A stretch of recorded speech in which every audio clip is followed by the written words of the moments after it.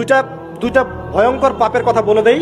এই দুইটা পাপে যারা আসক্ত হয়ে আছে তারা তওবা করে ফিরে আসলে পরেও সারা জীবন তাদেরকে এটা সাফার করতে হবে। কথা বুঝতে পারছেন না? তওবা করে ফিরে এসেছেন মনে করে, তারপরেও আপনাকে সারা জীবন এই পাপের ফলটা ভোগ করতে হবে। এক, মাদক দ্রব্য দীর্ঘদিন সেবন করেছেন, তওবা করেছেন, ফিরে এসেছেন, আল্লাহ হয়তো মাফ করে দিয়েছেন, আল্লাহ পাক মাফ করে দিয়েছেন, বাট আপনি আপনার দেহের যে ক্ষতিটা করে ফেলেছেন এটা পোষাতে পারবেন না। এক নাম্বার। দুই, তখন আপনি যদি বিয়ে করেন আপনি স্ত্রীকে সন্তুষ্ট করতে পারবেন না। হ্যাঁ। দুই নাম্বার হচ্ছে এই যে গোপনে যুবকরা যে পাপটা করে, মাস্টারবেশন, যেটাকে আমরা বলি হস্তমৈথুন, এই পাপ যেসব যুবকরা করছে বা করে, এবং অ্যাভেলেবেল এই পাপটা সবাই করে, কারণ এখন পর্নের যুগ, পর্ন দেখলে তো আর কোনো উপায় নাই, তখন তো এই পথেই যেতে হচ্ছে, নিজের উপরে নিজেকে জুলুম করতে হচ্ছে।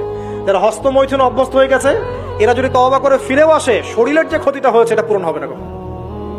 এখানে আপনার দেহের ক্ষতি, আপনার মস্তিষ্কের ক্ষতি, আপনার পরিবারের ক্ষতি, এমন আপনি যদি পরবর্তীতে গিয়ে পরিবার গঠন করতে চান আপনি সুখী পরিবারও গঠন করতে পারবেন না, কারণ ভিতর থেকে আপনি নিজেকে শেষ করে ফেলেছেন।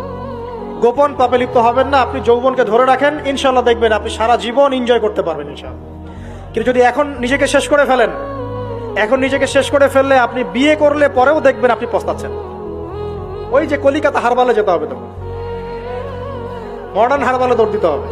আর সব হারবাল টারবাল খেয়ে লাভ হয় না। কারণ কি? কারণ আল্লাহ প্রদত্ত যে নেয়ামত সেটা আপনি নষ্ট করে ফেলেছেন। এখন এইটার আপনি ক্ষতিপূরণ